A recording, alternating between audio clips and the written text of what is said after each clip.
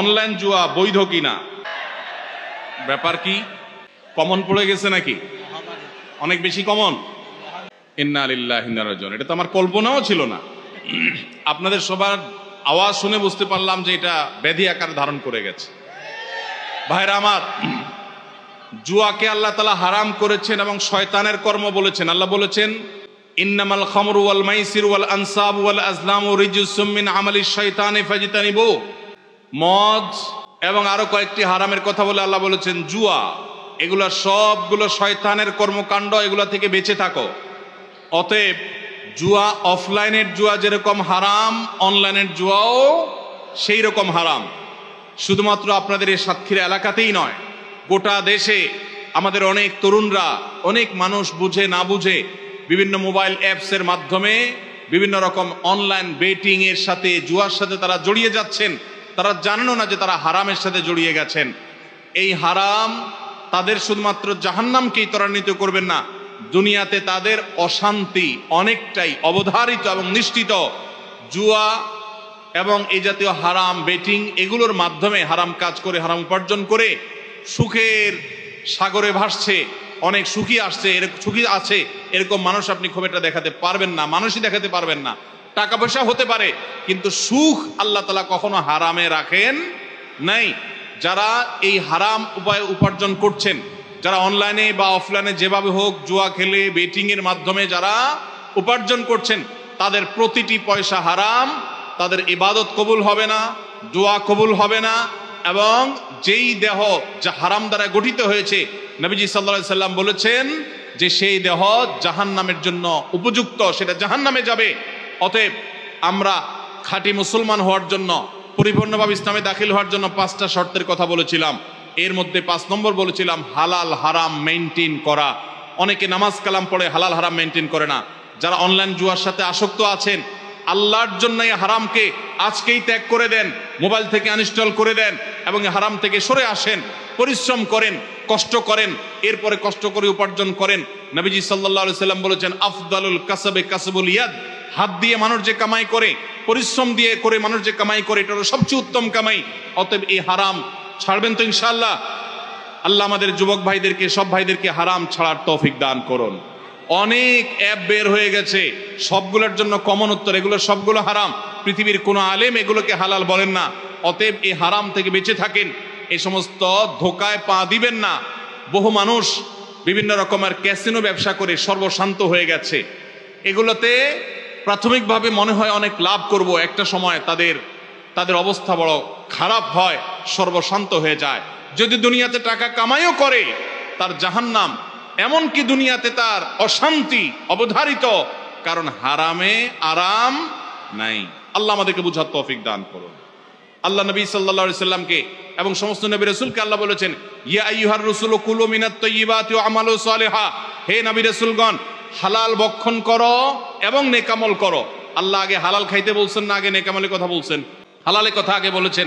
আমাদের সমাজে অনেক লোক আছে, মনে করে 2 নম্বর পথে কামাই করে নেই, এরপরে হাজী সাহেব গাজী সাহেব হয়ে যাব। এটা কোনো সঠিক পথ না। আল্লাহ আমাদের সংশোধন হওয়ার তৌফিক দান করুন। সবাই হালাল উপার্জনে গুরুত্ব অনুধাবন করার চেষ্টা করবো তো ইনশাআল্লাহ। হালাল খাবেন, পরিমাণে অল্প হোক, আল্লাহ বরকত দিবেন। হারাম অনেক হবে, আল্লাহ বরকত উঠায় নিবেন। অশান্তিতে ভরে থাকবে, সবাই দেখবে সুখে আছেন, আসলে আপনার ত্রাসের মধ্যে আপনি বসবাস করছেন। আল্লাহ আমাদের সবাইকে হারামকে বর্জন করার মতো ঈমানী শক্তি দান করুন। তারা জান্নাতবাসী, জান্নাতি লোকদের মার্কা কি সেটা বলতে গিয়ে বলেছেন, আল্লাহ আখবিরুকুম বিআহলিল জান্নাহ, তোমাদেরকে কি আমি বলে দিব না যে তোমাদের মধ্যে বিচরণকারী মানুষদের মধ্যে কারা কারা জান্নাতি? জান্নাতি হিসাবে তোমরা কাদেরকে সুধারণা করতে পারো? তাদের আলামত কি, যে আলামত দেখে তুমি অনুমান করবে, আন্দাজ করবে লোকটা জান্নাতি? নবী করিম সাল্লাল্লাহু আলাইহি সাল্লামের পর নিজে জবাব দিয়ে বলেছেন, কুল্লু দাঈফিন মুতাদাঈফ। যে সমস্ত মানুষগুলো দুর্বল, বিনয়ী, নিরীহ, এই মানুষগুলো জান্নাতি। অর্থাৎ যদি তাদের ঈমান অন্য সব বিষয়গুলো ঠিকঠাক থাকে, পাশাপাশি তিনি যদি নিরীহ গোছের হন, বিনয়ী হন, বিনম্র হন, তিনি যদি খুব বেশি অহংকারী, অনেক বেশি রূঢ় স্বভাবের না হন, তাহলে এই মানুষগুলো জান্নাতি হওয়ার এটি একটি বড় লক্ষণ। এখানে নবী করিম সাল্লাল্লাহু আলাইহি সাল্লাম দুর্বলতাকে জান্নাতি হওয়ার, নবী সাল্লাল্লাহু আলাইহি সাল্লাম দুর্বলতাকে বা বিনয়কে জান্নাতি হওয়ার লক্ষণ হিসাবে উল্লেখ করেছেন। এখান থেকে বোঝা যায় দুর্বলদের অবস্থান তার কাছে কেমন ছিল। আমরা নবী সাল্লাল্লাহু আলাইহি সাল্লামের যে দুর্বলদের প্রতি তার যে ভালোবাসা, তার যে তাদের অধিকার আদায়ের প্রচেষ্টা, তাদেরকে সমাজে তাদের যথাযথ অধিকার ফিরিয়ে দেওয়ার প্রচেষ্টা, সে সম্পর্কে যদি আমরা কয়েকটা উপমা দিতে চাই, আমরা একজন একজন করে বলতে চাই।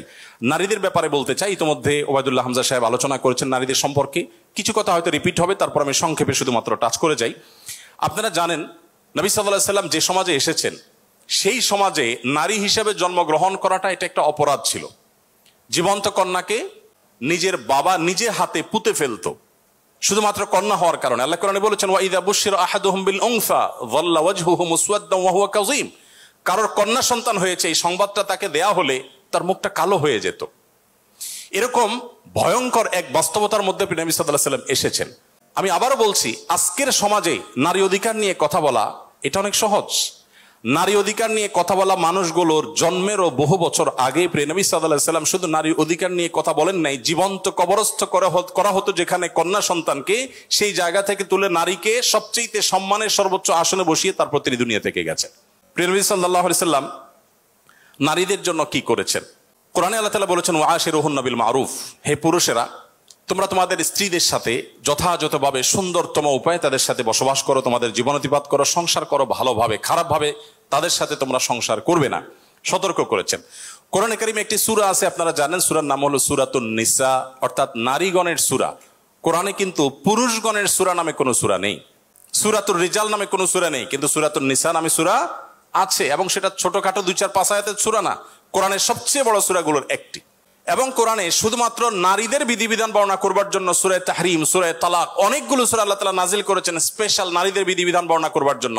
পুরুষদের জন্য আলাদা কোনো স্পেশাল বিধিবিধান, তাদের অধিকার, তাদের করণীয়, তাদের বিষয়গুলোকে আলোকপাত করবার জন্য কোনো আলাদা স্পেশাল কোনো সূরা নেই।